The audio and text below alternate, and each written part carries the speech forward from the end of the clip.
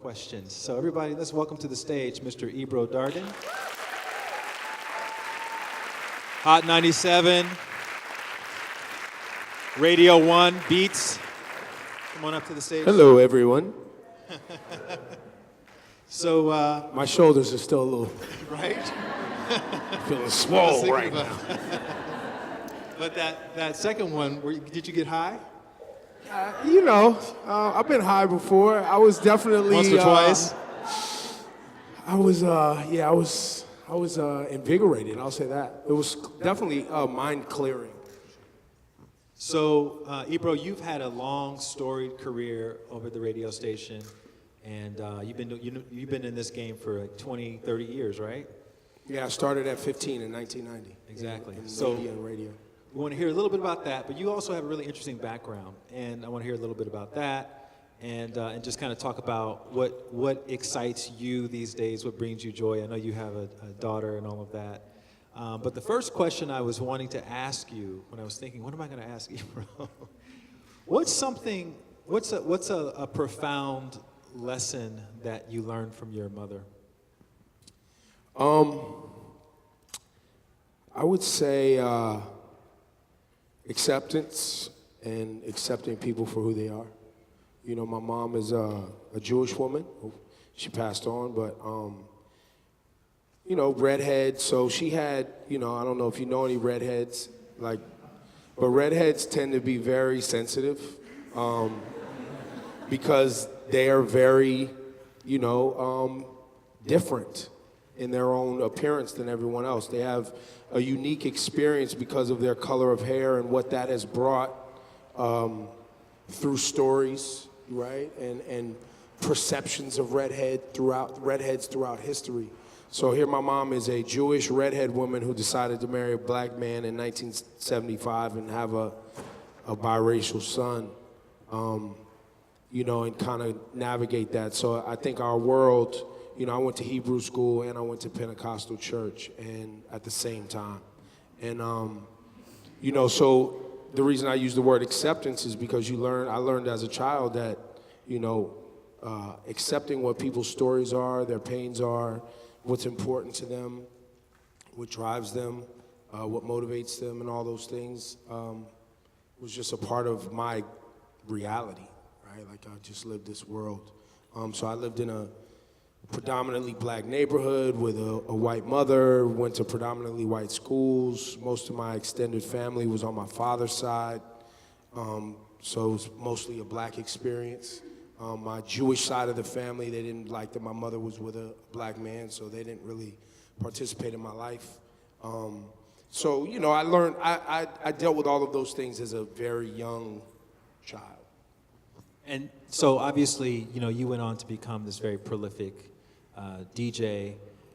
There must have been traces of that within your upbringing that you probably, like I know when I was coming up, I didn't have any language for any of this stuff that I'm doing now, right? I didn't get into like meditation or yoga or any of those kind of spiritual arts until I was in my late 20s, early 30s. But I always knew that I felt like a fish out of water growing up in Alabama, but I just didn't have a language to articulate that. What about your experience gave you hints or cues that you were going to be taking this path that you're on right now? Because I'm assuming that you're doing something for 30 years, you're passionate about that. Yeah, I was fortunate to have hip hop, honestly, and those of us that grew up really in and around the music, know how multi-ethnic it is. And actually, it's kind of like a misunderstood culture because obviously mainstream, you see so much imagery that's materialistic and misogynistic and street and drugs and gangs and this and that. But when I came up in it, it was very much a culture it was a street culture. So it was kids who skateboarded, it was kids who wanted to do graffiti, it was kids who wanted to dance, it was kids who wanted to do poetry, it was kids who wanted to put parties together, it was kids who wanted to, share their stories to music. It was, these kids who were trying to, it's the 80s, and I grew up in Northern California, Oakland, San Francisco, but just like here in New York City, if you grew up here in New York City, hip hop was a culture where all youth, no matter your background, was welcomed. And and you were allowed to, participate as long as you respected what the culture was about and where it was from. So I think I found my voice through that, and also just the fact that I grew up in a place that was, multicultural and accepting. I mean, the people that cared for me were, black women, Spanish women, men, Christian, Jewish, Muslim.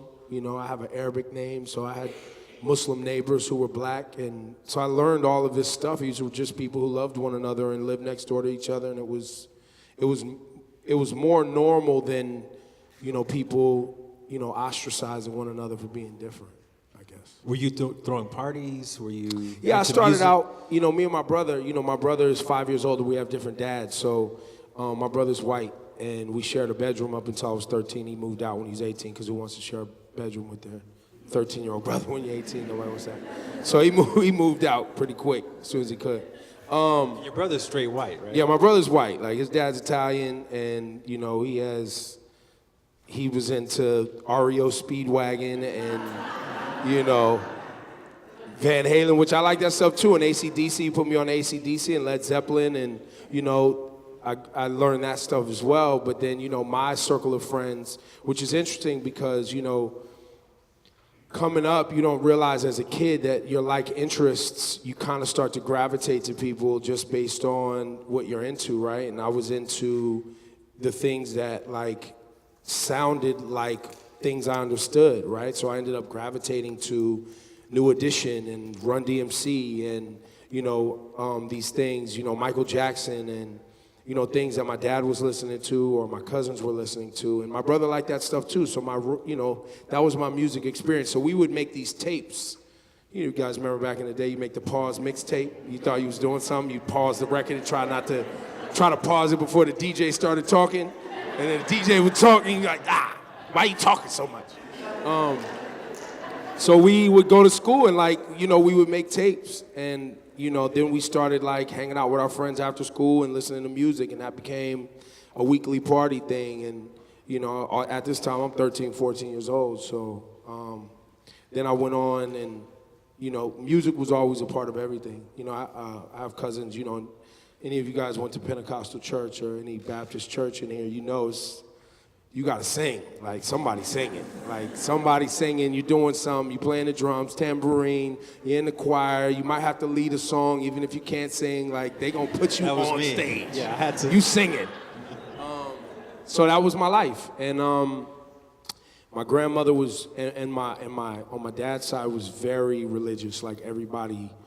We were in church. If I was staying with my dad, it was his my parents got divorced when I was 5. If I was staying with my dad, I was in church Tuesday, Thursday, Sunday for Sunday school, then the 10 o'clock service. In Pentecostal church, they don't run on time, so if it's 10 o'clock service, it may not start till 11. You may not leave till 2 because Elder Davis started shouting and speaking in tongues, and he went on for 45 minutes. We were supposed to go on for 20, and so you're there all day. And so music was a part of it. And then, some friends of mine in when I first started high school, we started an R&B gospel group. And while I was into rap and hip hop, I never wanted to rap. I always just wanted to sing. I was more into melodies and that thing. So we started a group. I was working retail at the mall so that we could get the clothes for cheap for our little outfits. And so I had hustled to become a stock boy at the mall because I was always hanging out at the mall. And so I worked at Oak Tree. Remember that store, Oak Tree? And I worked at Merry Go Round. I bought my Prince ruffle shirt from Oak Yeah, Tree. fam, 2 for $99, baby. Yeah. You remember 2 suits for $99. That's how I got into radio because the DJs would come get clothes and they would try to get the clothes early. But you're also an exceptional interviewer. So were you a very curious kid growing up? Yeah, I was annoying. I was definitely annoying. I was, but I never got discouraged.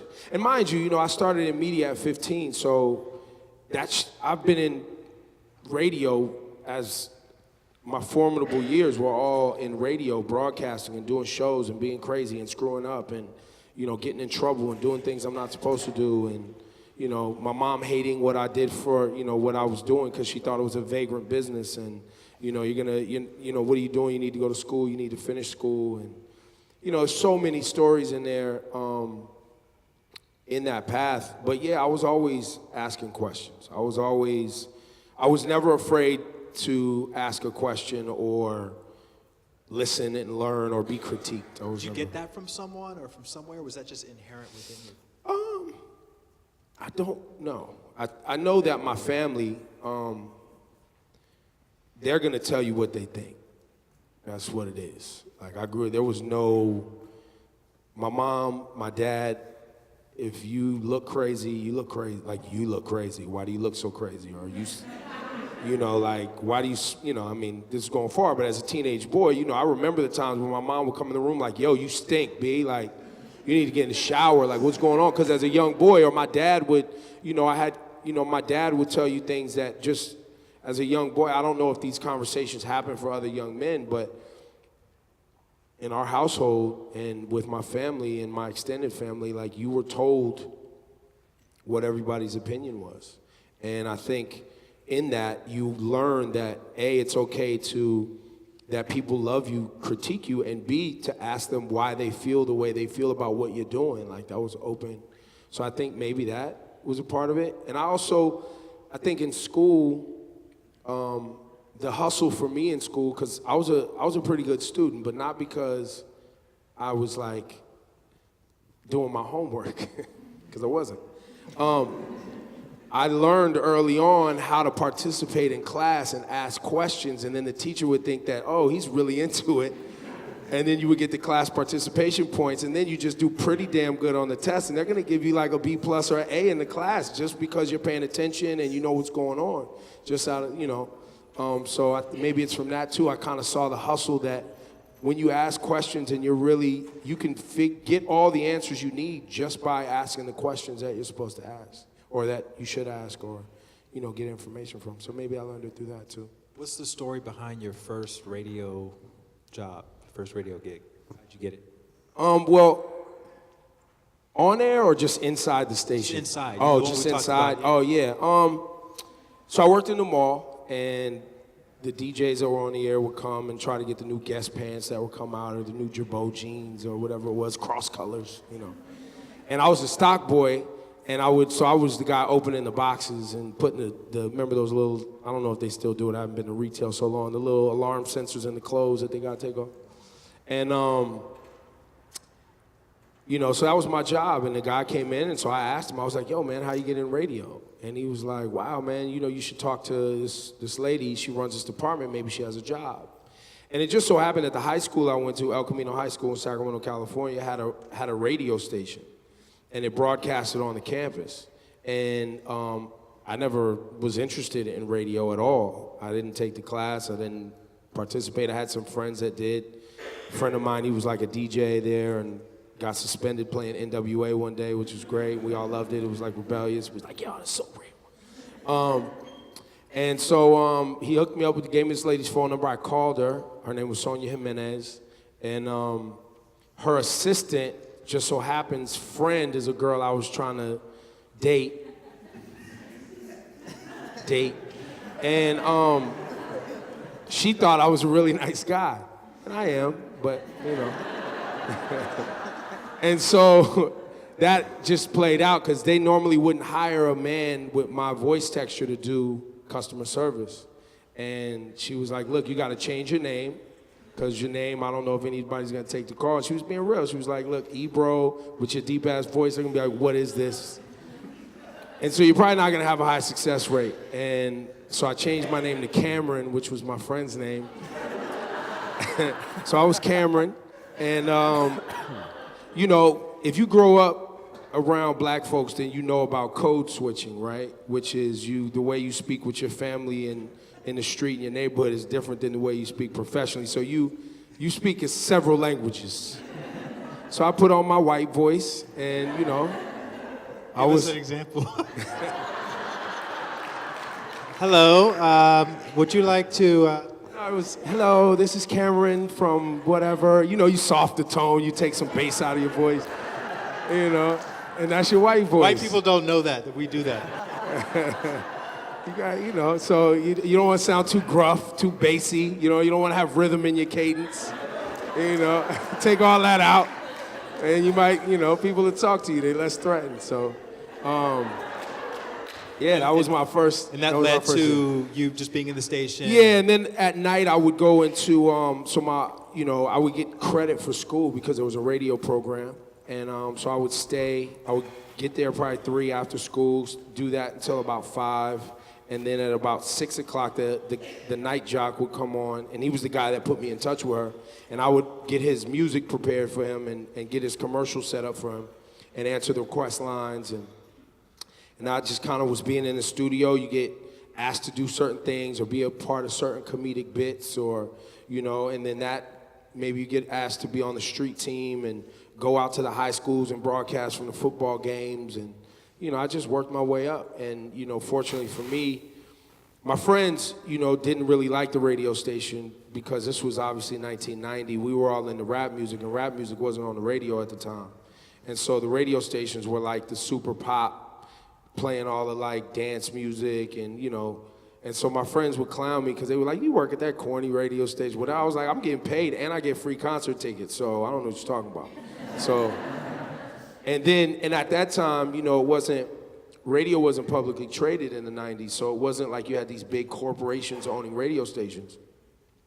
So at like 15, 16 years old, I was opening up in clubs, 21 and over clubs, getting cash payments from the owners of the clubs, a few $100s. So I might make $500 a week in cash in high school, and then they would sneak me into the club. I would do a little set, see some craziness I wasn't supposed to see, and then, try to get home and go to school the next day. And that was kind of, my life when I wasn't playing football and I wasn't playing basketball.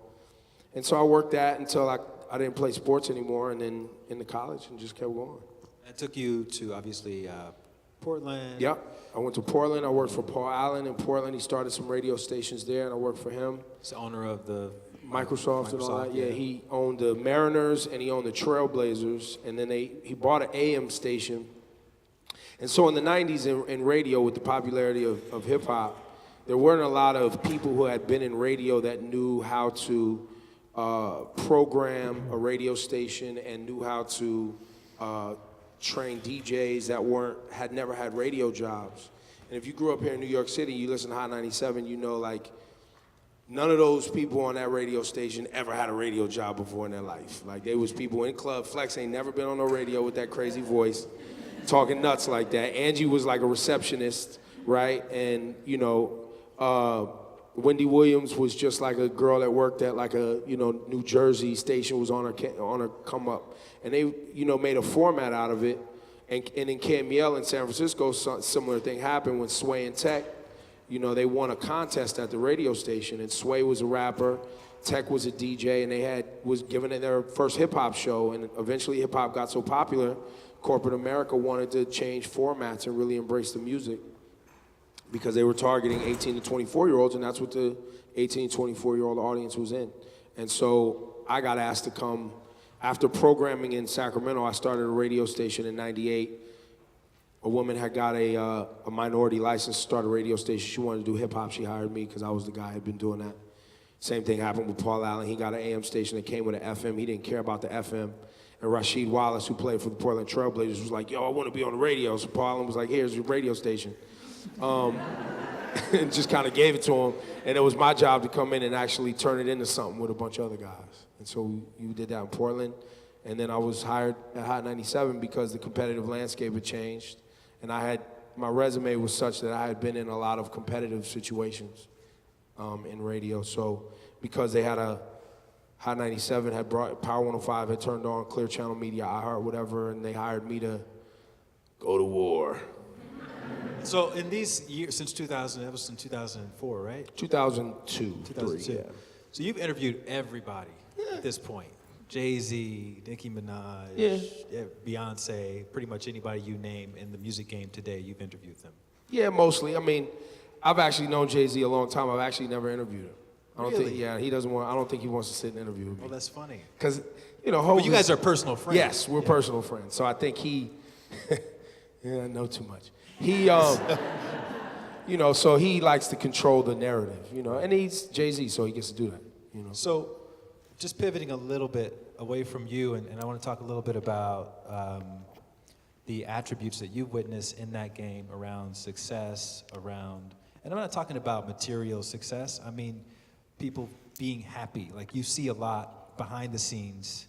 What have you kind of gleaned from your experiences with artists, with people in entertainment, where you feel that they're not only successful, because I think that's just one part of the equation materially, but also those who feel like they're fulfilled. Have you seen a lot of that? Are there any kind of there's some through lines? You know, at every level. You know, And what are they doing that the other guys aren't doing or haven't clued into yet? I think being honest with themselves, you know, at every level, whatever amount of money you're bringing in, I've seen people making all the money at the top of the Forbes list every year, and I know them personally, and they're not sober, they're not happy, they're not healthy, you know, versus people who aren't on any lists, you know, are the happiest. And I think for myself, what I've learned is along the way, you know, when you're on the radio and you're broke, right? Being a 16-year-old kid that was like broadcasting, all my friends heard me every day and expected you to be having a certain type of money because they hear your voice. You know, I remember those days and having to suck that up when people be like, yo, you ain't got, how come you not driving? And you gotta suck that up and be okay with yourself, you know, and be strong and still have the focus on what you want to do for you instead of what the expectations of your, you know, social group or, you know, family members are. And so I remember the days where like literally I would say to myself, man, I got a blunt and a full tank of gas. This is a great day. You know what I mean? Like I remember those days. And so I think we forget those days, right? In our pursuit of whatever we think is going to be happiness, we forget the moments where we were truly happy, whatever they are. Maybe you weren't truly happy. Maybe simpler times weren't happier times for you. But I think whatever it is, you gotta find that for yourself. And last thing, a couple years ago, you stepped down as program director, Hot 97. Why? I mean, we all like titles and, you know, this whole idea. You know, I did it for a myriad of reasons, plethora of reasons. Primary one probably being that I saw the direction that the hierarchy of the group was going and the individual that was running it, and he and I didn't necessarily see eye to eye, and I knew he was gonna try to put me in a circumstance where I was gonna have to do things that I didn't necessarily wanna do. And so I needed to shift the power in a certain way. And, you know, I can be very aggressive. And so when it comes to protecting myself, protecting my interests, protecting people that I care about, I'm going to put those things ahead of, you know, a title or whatever, because real power doesn't come with a title. Real influence doesn't come with any of that, you know. Making sure people are taken care of, and that what I cared about and what I care about mostly, and what's driven me this far is I genuinely care about this music culture, which we call hip hop. And people may or may not believe that, and it may sound cliche, but for me and my friends, it's been what has enabled us to have families, pay bills, share our stories, you know, start businesses. And I believe that, you know, for better or for worse, through the ebbs and flows of whether you like what's happening in music or not, you know, one of the things that's always looked over in this music culture thing, especially for hip hop, is, you know, young black men and brown men and women being able to be their truest selves, whether the world likes us or not, or likes where we come from or not, or wants to hear our stories or not. Because a lot of a lot of our communities aren't equipped with the tools. We don't get the, when trauma happens in our neighborhoods, nobody's rushing in to make sure you go see a therapist. You know what I'm saying? So the therapist has been the music, and the exchange of ideas between comrades and counterparts, and whether those things escalate to negative and terrible things or whether they build beautiful things, right? Any advice for anyone who wants to get into music? Don't. But if you do, and that's really what you do it for the music. That's my opinion. That's how I look at it. A lot of artists don't like me because I'm honest with them about my personal convictions about them. I don't believe that just because you're popular, you're great.